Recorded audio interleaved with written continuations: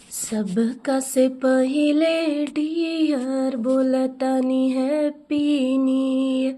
सबका से पहिले डियर बोलतानी हैप्पी न्यू ईयर। तोके भगवान हरदम खुश रखे जान दुख ना आवे नी।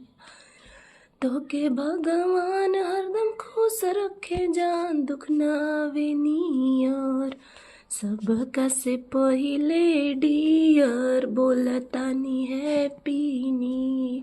सबका से पहिले डियर बोलतानी हैप्पी न्यू ईयर। हर खुशी मिले तोके जिंदगी में जान हो, कबो नाही घटे तोरा होठ के मुस्कान हो। हर खुशी मिले तोके जिंदगी में जान हो, कबो नाही घटे तोरा होठ के मुस्कान हो। होकते बिहान आइबा मिले खातिर जान सूट पेनी पियर। सबका से पहिले डियर बोलतानी हैप्पी न्यू ईयर।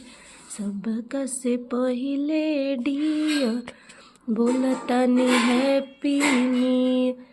लगी जाई तोहरा हमरो उमरिया, जिंदगी से दुख सब भागिए सवरिया। लगी जाई तोहरा हमरो उमरिया, जिंदगी से दुख सब भागिए सवरिया।